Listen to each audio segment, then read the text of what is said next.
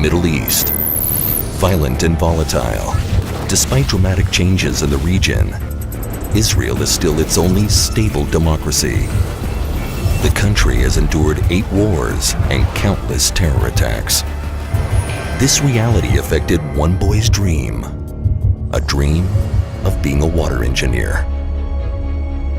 Yitzhak Rabin, war hero, commander, chief of staff, respected throughout Israel as Mr. Security.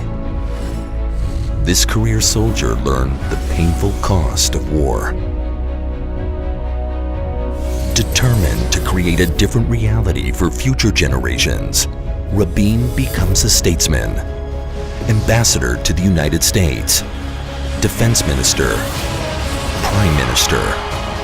Elected in 1992, Rabin undertakes a mission for comprehensive peace in the Middle East. We wish to open a new chapter in the sad book of our lives together, a chapter of mutual recognition, of good neighborliness, of mutual respect, of understanding. He signs the Oslo Accords with the Palestinians, followed by peace with Jordan. He declares a change of priorities, emphasizing education, employment, health, and infrastructure. Israel and the region are on the verge of a new day.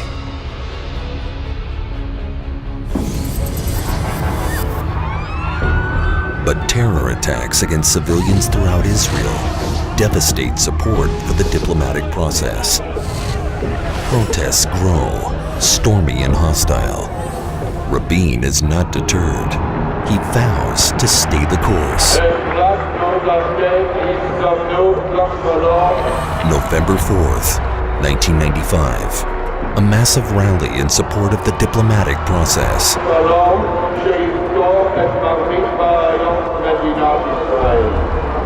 A rare moment of hope and unity.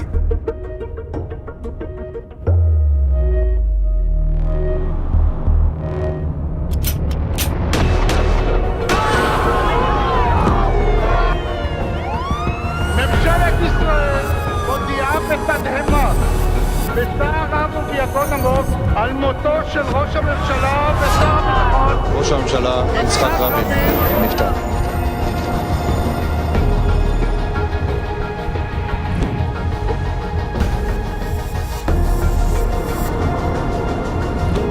Because words cannot express my true feelings, let me just say, Shalom, Haver.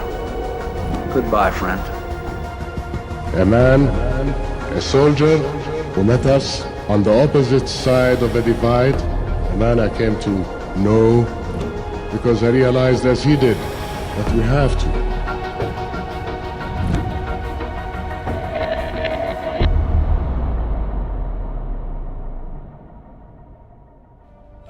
Ten years later, Israeli society refuses to let Rabin's legacy fade.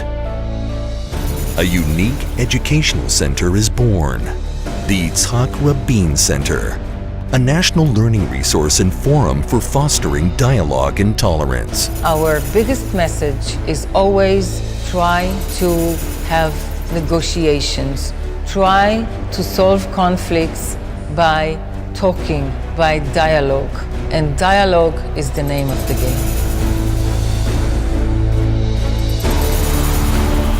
Each year, the center engages tens of thousands of students, soldiers, and tourists with intensive educational programs and workshops.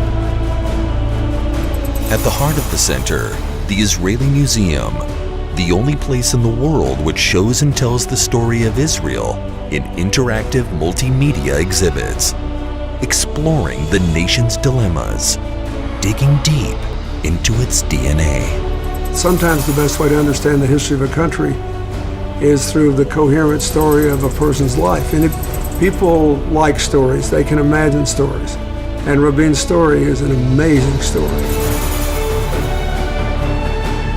The center's work goes on, day after day, youngster after youngster, opening its doors to visitors from all over the world.